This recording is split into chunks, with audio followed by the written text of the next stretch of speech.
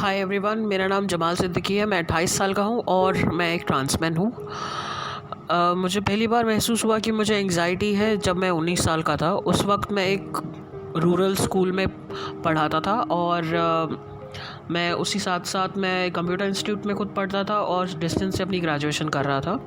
मेरा रोज़मर्रा का दिन उस वक्त कुछ इस तरह का था। मैं सुबह 5 बजे उठता था, फिर मैं जो भी मुझे उस दिन स्कूल में पढ़ाना होता था उसकी तैयारी करता था, उसकी प्रिपरेशन करता था। देन फिर मैं रेडी होता था स्कूल जाने के लिए।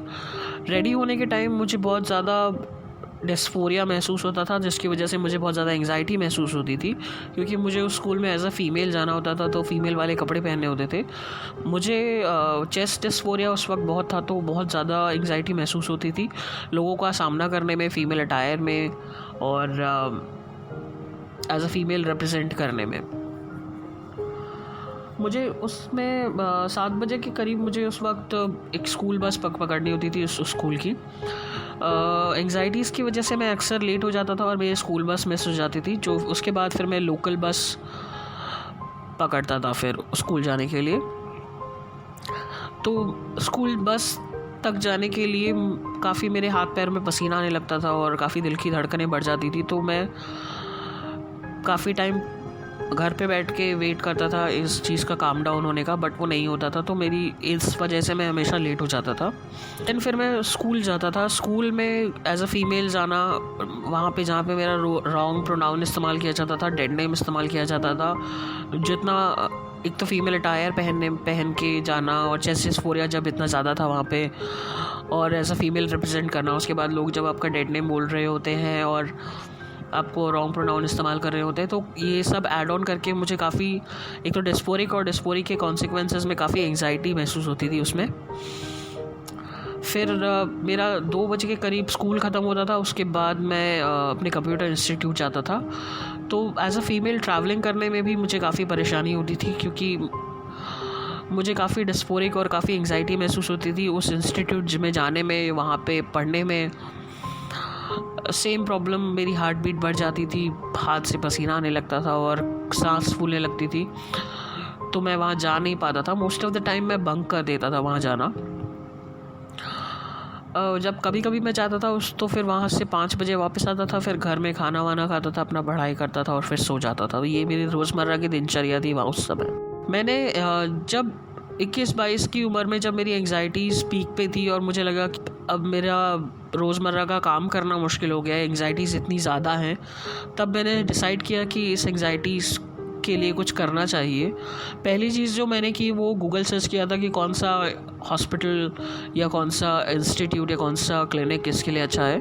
तो एक रेनाउंड हॉस्पिटल का नाम सामने आया था, तो मैं उसमें विज़िट किया मैंने साइकाइट्रिस्ट को और एंड थेरेपिस्ट को, बट क्योंकि वो काफ़ी महंगा था तो मैं उसे अफोर्ड नहीं कर पाया उस समय। लेकिन मैं एक डोमेस्टिक बीपीओ में काम करता था, मेरी सैलरी अच्छी थी, बट स्टिल वो साइकाइट्रिस्ट की फ़ीस और थेरेपिस्ट की fees was not affordable for me.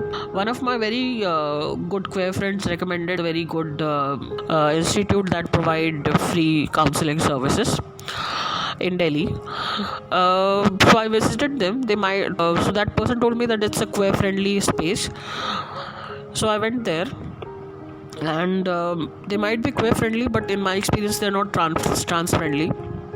I remember in one of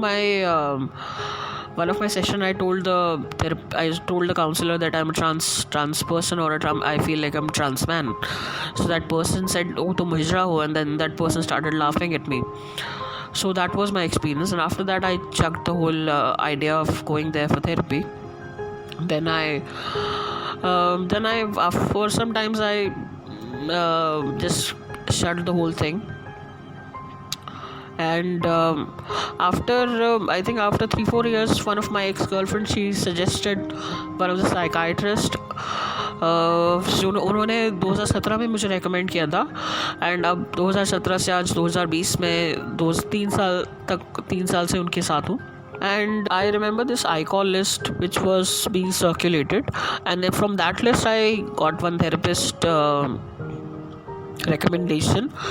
So I'm also visiting that therapist, and it's been 2 years on and off. There has been therapy session with them. Well, there has been a massive shift in the anxiety from the beginning years of my life and now, as most of the time in my early stages of my life the anxiety was there because of dysphoria, and now my dysphoria level has been lowered down a lot because I've transitioned.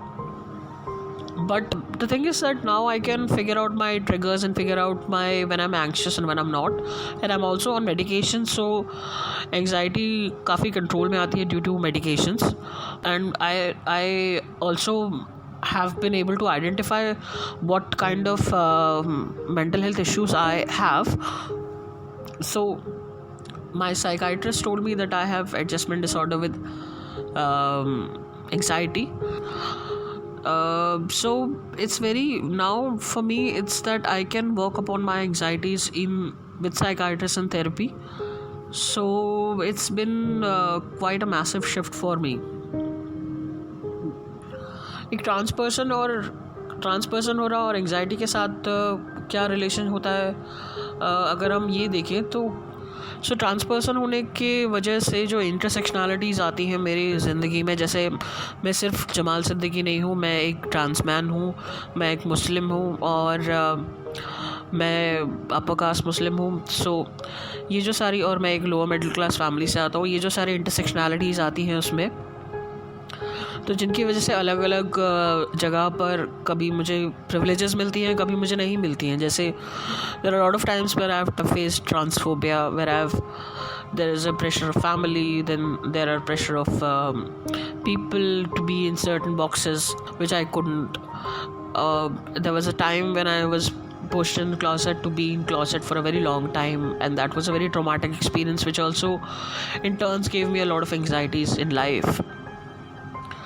So then उसके बाद dysphoria जो भी होता है जिसके consequences की वजह से एंग्जाइटीज़ या डिप्रेशन होता है, that also gave me a lot of anxieties.